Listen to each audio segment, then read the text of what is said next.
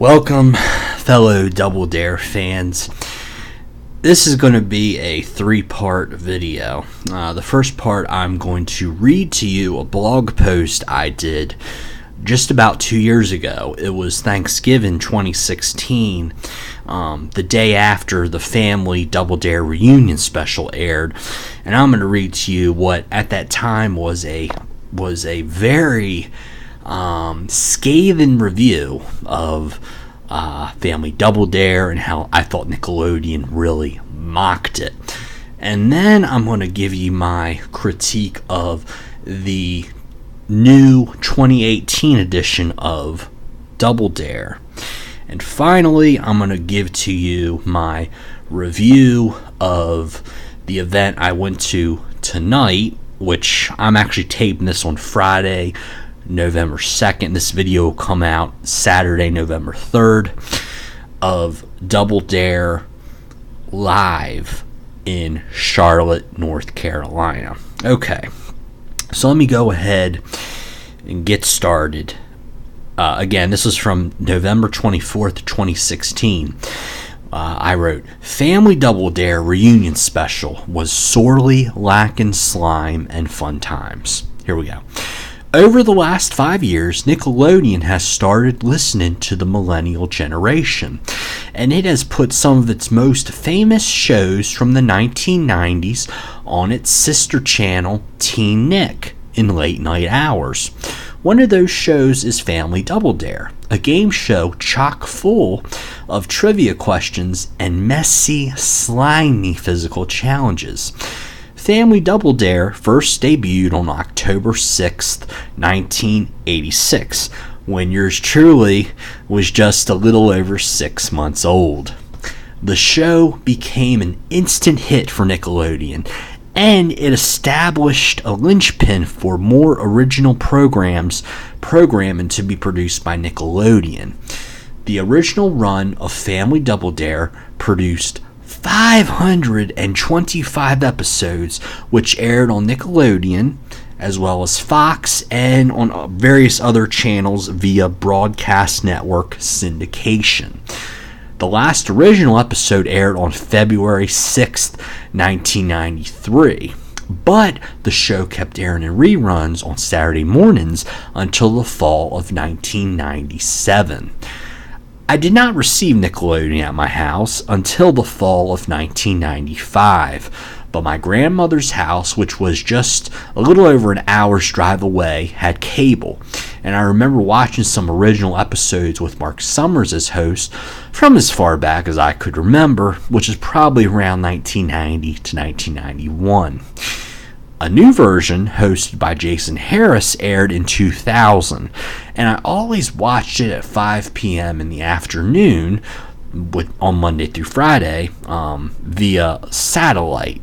And this was a satellite dish my dad had installed at our house back in the fall of 1995.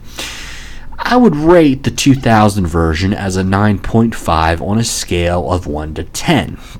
The only thing that would have been better is having Mark, Harvey, and Robin host instead of Jason and Tiffany.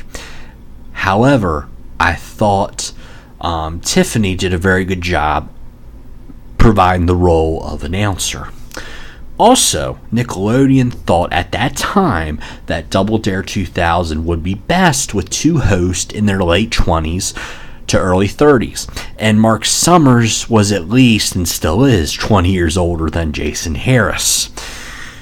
The gameplay was exactly the same as the original, 2 rounds of trivia and physical challenges, followed by an 8-station obstacle course. Now, this is where my blog post gets ugly.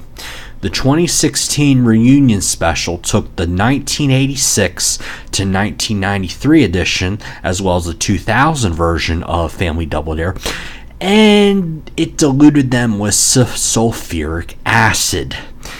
However, I will give a sympathy vote for Nickelodeon and say it was nice that they invited the original 3, Mark, Harvey, and Robin, back to do a 30-minute tribute to Family Double Dare.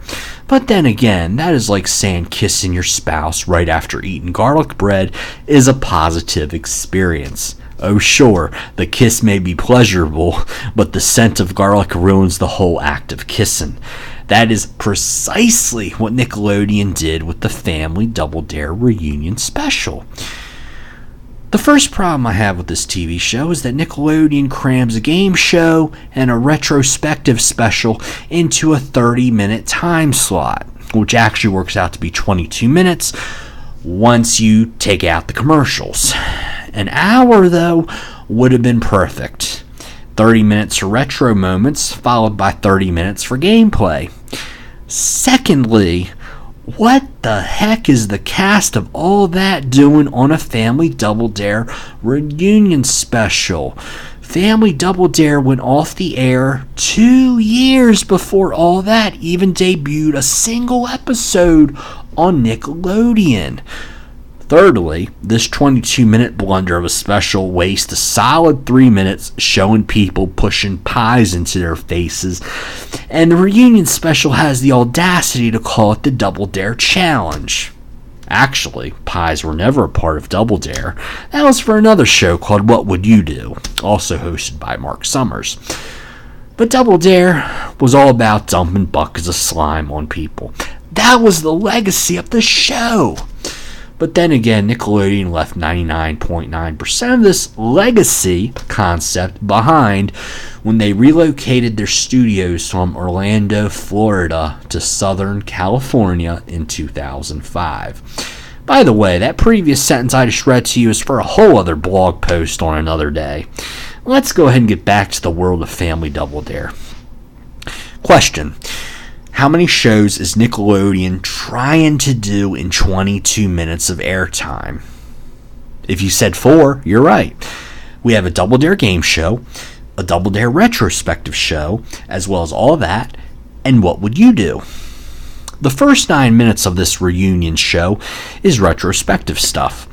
Then we get a 4-minute commercial break. Remember the good old days of 2-minute breaks? Me too. What follows next is 7 minutes of gameplay, and as a longtime fan of Family Double Dare, it is excruciatingly painful to watch. The opening challenge, which is used to determine control, is a game of human wheelbarrow racing, where contestants have to use their mouths to transport candy from a plate of whipped cream. Very messy. Yeah, right. Seriously, a caveman could have designed this stunt. On past episodes, you would have contestants throwing raisins, football-shaped raisins, into a huge bowl of cereal, and a person is sitting in the center of the bowl catching the raisins. When one team got enough raisins, a team member would pull a rope to dump milk on the person sitting in the center of the bowl. Another challenge includes throwing newspapers through a door and then getting slimed. Many other concepts were used as well. That is on the Double Dare show, not the reunion train wreck. But after the opening challenge, when this reunion train wreck, we get a 7-minute period of trivia questions with 2 physical challenges being conducted. This physical challenge is even more pathetic than the last one because it involves one person walking balloons over to another person who is sitting on a chair popping them. Whoop-de-doo. I will say on a high note, though, that this challenge has a couple more ounces of whipped cream in it than the last one, but it is still a far cry from getting 5 gallons of slime dumped on you. The final physical challenge is throwing slightly damp sponges into a bucket. Wow. It can't get any worse, can it? Unfortunately, it can. After another 4-minute commercial break, oh boy, we come to my favorite part of Family Double Dare, the obstacle course. On a typical episode of Family Double Dare, the winning team from the first 2 rounds, which consisted of 2 8-minute question rounds and not one puny 7-minute round such as the one in this reunion special, the contestants would run through an 8-station obstacle course, and for each obstacle completed, the family would win a prize. The prizes range from junk, like a calculator, to excellent, like a new car. In the reunion special, what should be an epic closing round is instead one that goes out with a whimper. First of all, both teams compete in the obstacle course to see who can achieve a faster time. Plus, only four obstacles are done instead of 8 in a 60-second time period. If that's not enough to lower your joy, how about this? None of the obstacles are messy. In other words, instead of going down the hatch or through the ringer with a slime full of slime behind you, a lowly row of whipped cream marks the obstacles. Finally, because both teams are full of celebrities, no prizes are awarded, so you don't get to hear Harvey or Tiffany's voice get more and more excited with each prize they announce. And then my final paragraph here. On Thanksgiving Eve 2016, Nickelodeon had an open field to run the football to the end zone. But instead of doing that, they fumbled the ball and the other team, aka another cable network, scored the touchdown. The Double Dare reunion show could have been a wonderful opportunity to show a new generation of kids how messy and fun Family Double Dare was and still can be. Nickelodeon could have run a contest of picking 2 families to appear in a brand new episode of Family Double Dare, and this could have served as a pilot episode for Double Dare 2016 or Double Dare 2017. But instead of slime and fun times, we get whipped cream, bored kids, and frustrated millennials like moi who remembered what Family Double Dare was and still should be. And what aired on November 23rd, 2016 at 9 p.m. Eastern Time on Nickelodeon was a train wreck instead of a triumph. Whoosh.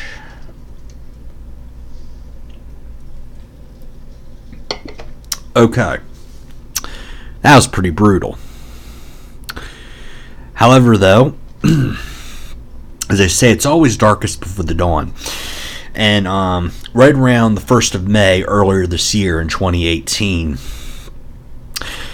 I was scrolling through my Facebook feed when I saw news that Double Dare was coming back. Whole new show. And it premiered on June 28th at 8 p.m. A very good time slot for Nickelodeon. And it really showed that Nickelodeon was serious about this show and they wanted it to succeed. And I have to say my rating for the new Double Dare, I have to give it an 8 out of 10. It's very good. Is it as good as the original? No, but then again, can anything really be as good as the original? Seriously. The host... It's hosted, of course, by Liza Koshy, who's 22 years old. I have to admit, when she was announced as the host, I was disappointed, of course, as most millennials who grew up with the show in the 90s, and then, of course, I was in high school when Double Dare 2000 aired. Or no, actually, I was in 8th grade, when Double Dare 2000 aired.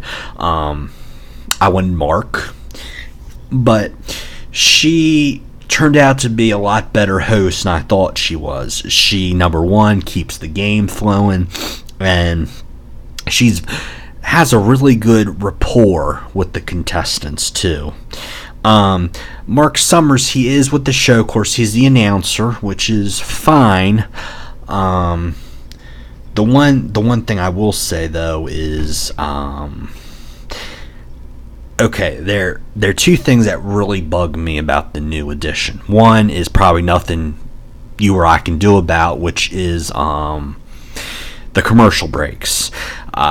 When Family Double Dare aired originally in the early 90s and in the year 2000, the show had about 5 to 6 minutes worth of ads. Now, the new edition here in 2018 has about 8 minutes of ads.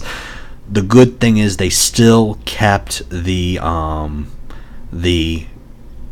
1, take a commercial break, and then round 2, take commercial break, then do the obstacle course, the end. They still only do 2 breaks for a half-hour show, whereas pretty much any other show out there on cable, you have cable or broadcast, you have like 3 commercial breaks. And I mean, not to go too much off on a sidebar here, but really, in my opinion, the downfall of A&E and the History Channel, well, they shifted to reality programming about 5 to 10 years ago, but about 3 or 4 years ago now, they were the last cable network beside, well, Nickelodeon. Their kid shows still do the 2 breaks per half hour format. Of course, their adult programming, several years ago, they went to the standard 3 break format. But A&E and the History Channel, they were the last cable networks to go to the 3 to 5 format. 3 breaks in a half hour show, 5 breaks in a full hour, versus the 2-4 format. 2 breaks in a half hour, 4 breaks in an hour. Okay, sidebar over. But nothing we can probably do about commercial breaks now. We have about 2 to 3 minutes less gameplay than we did in 1992 or 2000. But the one change I would like to see the new Double Dare do is, I would really like to see in the obstacle course round, I would like to see Liza be the announcer, the one who announces the prizes, and then Mark Summers do what I think he does best, which is MC the obstacle course. In other words, he announces, okay, this is the Blue Plate Special. You're supposed to dig through the pancakes and grab the flag and win this, And then when the obstacle course is being placed, says, hurry, grab the flag, it's over there, go get it now. He does such a great job with that. And I think that the Double Dare 2018 edition really misses Mark's greatest strength to the show. And I guess if there's one other thing that I could complain about here is really Nickelodeon's, the network's handle of the show. Started off really good. You got 24 episodes that aired Monday through Friday, 8 p.m. from June 25th to July 27th. And then the show stopped. Even though it was a 40-episode order, they still had 16 episodes left to air. Then it picked back up on September 30th, but the airings were only weekly. First they start off on Sunday, and then they shifted to Friday nights. So you're throwing off your audience big time there. But Nickelodeon, though, they really messed with a good thing here, because the premiere of Double Dare 2018 was Nickelodeon's most watched series premiere in the 18 to 49 rating demographic in 5 years. Okay, and then it went from about 3 million viewers in the premiere episode, and then after about 2 or 3 weeks, it averaged about 1 million. But still, 1 million on a quote-unquote kids network is still very good. But some other things that bothered me with Nickelodeon's handling of the show was, why have they not renewed Double Dare for another season yet? That boggles my mind. You have such good ratings. The 8 o'clock Monday through Friday time slot really seems to work for the network. It works for, mom and dad, millennials who are now working, raising their kids. They can watch it with, kids that were born in, kids that are 8, 10, or 12 now that were born in the 2000s, can watch as a family now with 80s, 90s parents. And next order that they should renew it for at least 65 episodes, if not more. But even if they were to run out of the 40 episode order quickly, how about you have 550 episodes from 86 to 93, and then the 2000 edition combined? You have 550 episodes. Why doesn't Nickelodeon air those for a while in the 8 o'clock time slot until you start producing a new season of the new 65 episode season. Why can't Nickelodeon do that? Why can't Nickelodeon really establish 8 o'clock as the Double Dare hour on their network? It boggles the mind. It's like Nickelodeon, okay, they're listening to millennials. They want millennials to watch the show because those of us that grew up in the 90s, we really helped Nickelodeon go from an also-ran network to the highest network for kids. We really helped the network, and then SpongeBob came along and ruined everything, right? But we really helped the network out a lot. Now they're trying to reach millennials, but it's like they take a step forward and then they want to take a step back. Like they're on the diving board and they're right at the edge and they want to dive in so desperately, but they just can't dive in and fully appreciate millennials. They have to air 24 episodes and they say, we're not going to air it now, we're going to just go weekly, and even though the show's doing well in the ratings, we don't want to renew it for another season. Crazy. Okay, so now part 3 of this Double Dare tribute, the live show.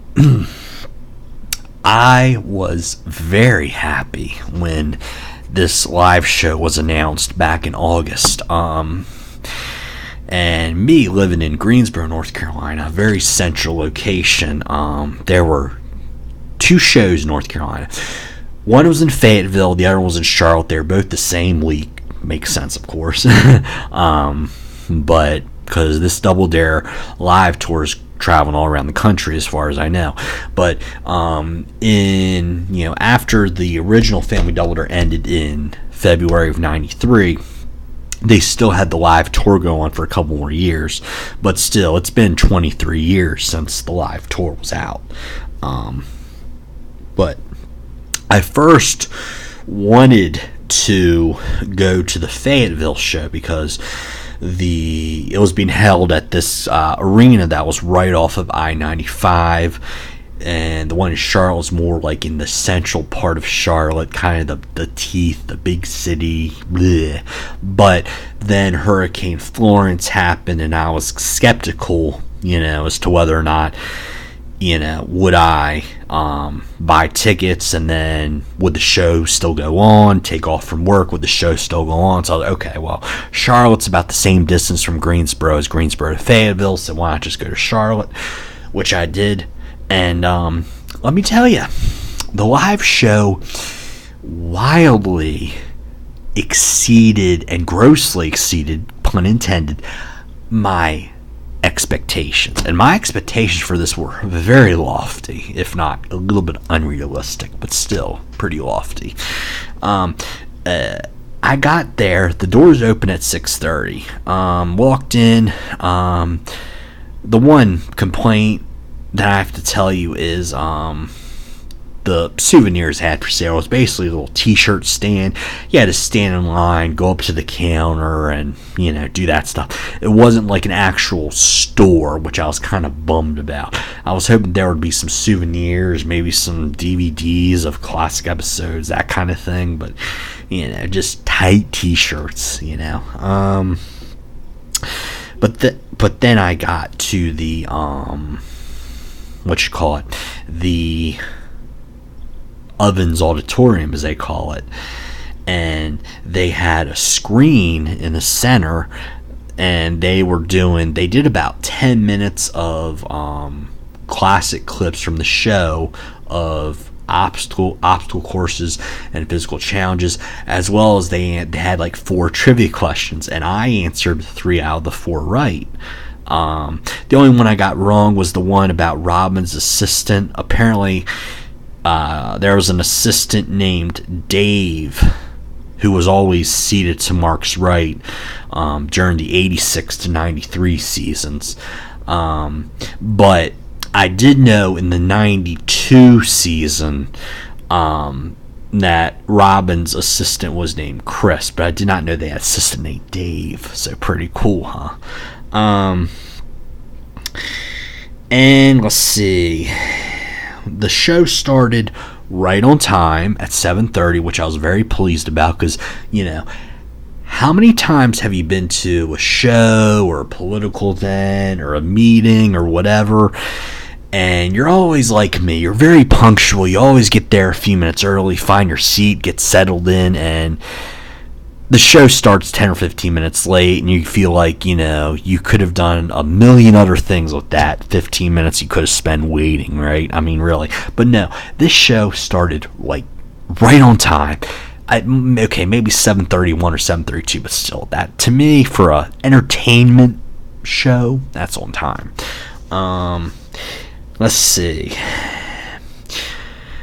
You had about a 40-minute segment of this live show that was basically just physical challenges, and the one thing that I will quibble about was this was kind of reminiscent of the reunion train wreck that Nickelodeon aired about 2 years ago, but still it was fun to watch, I guess. It was a good warm-up to the actual game that was played later on.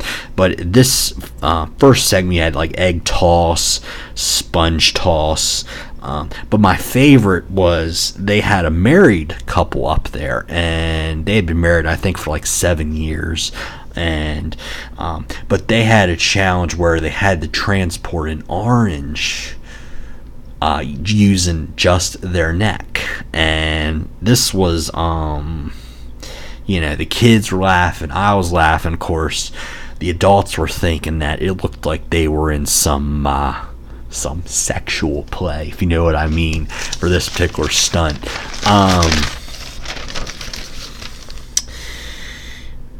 But let's see, they did have one physical challenge from the new 2018 TV show, and that was a person shot a squirt gun, which was like shaped like a flower, and they had to shoot the water into this cup. So then we had an intermission of 20 minutes, which, this whole show started at 7:30, and we were out of there by about 9:15. So for a show that wasn't even 2 hours long, to have a 20-minute intermission is, to me, a little unusual, being that, I'm used to going to political conventions that are like 5 or 6 hours long. But I guess the point of this intermission was, though, they had a small stage to work with, and they had to set up for the actual game show portion of Double Dare Live. And plus, there are a lot of small children there, and you know how small children get, they have to sit for a long period of time. So I guess this was a very minor complaint, but after the 20-minute intermission, the show, which at that time I was giving about a 7 or an 8 out of 10, went to about a 10 out of 10. It was great in the second half. They started off with a musical pies game, which is similar to musical chairs, which, but instead of finding a chair, you're handing a pie off. You're sitting down, you're handing a pie off to the person next to you. There were 7 different people when this game started. Of course, when the music stops, if you have the pie, you have to go to the very front of the stage. The audience counts to 3, and then you put the pie right in your face. And if you do it, too softly, too weakly, Robin, who's the legendary assistant from the show, she will order you to get another pie. She'll load it with triple the amount of whipped cream of the first one, and you'll have to do it again in your face. So this was great. I mean, when I first heard they were going to do this, I was like, oh man, really? Another ripoff from that reunion crap? But no, this was like probably my favorite part of the show, except for the obstacle course, which I'll talk about a little bit later in a couple minutes. But then we had 2 different physical challenges that determined the 2 families that were going to go head to head in the game. And these were, I think one was, you had to dip a chicken in slime and then throw it across the stage and that sort of thing. But the game was great. Double Dare Live really nailed the game concept to a perfect T here, I have to tell you. The length of the game was pretty much exactly the same as the game show, maybe a couple minutes longer, but generally it's probably about 25 minutes. They had, of course, the face-off physical challenge at the beginning of the 2 rounds to see who would control the round. Of course, they had the 2 rounds of questions. These were untimed, but both rounds were 10 questions. And still, the game, again, as I said before, turned out to be about 23 or 25 minutes, the same length as the 80s, 90s, 2000 Double Dare, and a couple minutes longer than the 2018 edition of Double Dare. The obstacle course was superb with a capital S. They had the front game, and they pulled back the curtain, and boom, there's the obstacle course.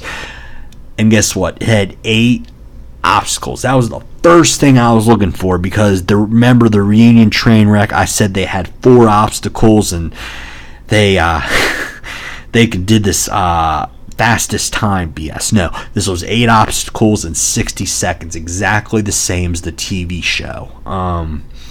And the obstacles were exactly the same as the TV show, but I was very pleased though for we millennials, though. They put in a lot more of the classic obstacles that we remember as 90s kids. Of course, you had the Sunday slide. You had Picket with the nose. You had the Blue Plate Special, which is pancakes with, gack, maple syrup, that kind of thing. You had to find the flag. And then you had to ride the tricycle through the brick wall. You had Down the Hatch, where you go through the mouth down a slide full of slime and gack. You had the stuffed teddy bear, which is new for 2018 edition, where you have to rip open the teddy bear and all the cotton comes out. You have to find the flag. You had the ringer, which was a classic, also on the new show, where you go through the little circular mat thing, and you squeeze through the slime, and at the end there's a flag. And then finally, of course, as with the 2018 TV show, you have Mount St. Double Dare. And this is probably my favorite thing about the 2018 edition. It sets it apart from the 80s, 90s, and Double Dare 2000 as well. But it's also, in my opinion, it's a good tribute to the game show that ran on Nickelodeon from 92 to 96, I believe, or maybe it was ended 95, but Guts was the name of the show. And of course, at the end of the show, they had to the contestants had to go up the aggro crag, right? This big mountain with lots of lights and fog and rocks thrown at you. Well, this is in my opinion, this is a good way of Nickelodeon giving a tribute to Guts and saying, okay, go up Mount St. Double Dare, this little steep mountain full of slime, and do that. But another thing about the front game, the 2 rounds of trivia and physical challenges was the blue team took a big lead, and then the red team in the second round, they came roaring back and took a lead. But then at the end, the red team, I think they incorrectly answered a question. I think it was about, how many sides on a hexagon and a decagon. How do you multiply them together? What's the answer? I knew it was 60, but they said 30. Got it wrong. Then the blue team, they got control, answered a couple questions, and that was the game. The blue team won.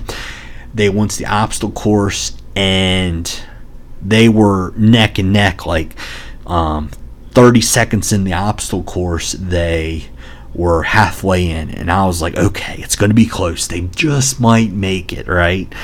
And okay, so they get to Mount St. Double Dare, the very last obstacle, and they get up. It's probably like a 10-foot climb up, maybe 10 or 15-foot climb up Mount St. Double Dare, and the contestant gets like almost there. They're about 2 feet away. They try to reach for the flag, but they just can't grab it, and time runs out.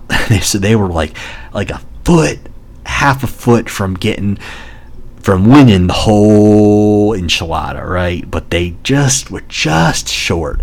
But the neat thing was, though, the prize for winning was you got to the obstacle course, and Mark Summers would say for each obstacle you complete, you get $100. Okay, but if you get all 8, you get $1,000. So they got 7 out of 8. They won $700 for a family of 4, which is more than you get on like Family Feud, where you get what is it, like $500 for a family of 4. Of course, that's if you lose Family Feud, but still, it goes to show you that Double Dare Live, they don't hold back with the prize money. Now, for everyone else who did the physical challenges in the first segment and then like the runners up, they didn't announce any prizes. After the obstacle course, Mark Summers said bye-bye, and that was pretty much it. So I don't know if they won anything. If they didn't announce anything, I doubt they did.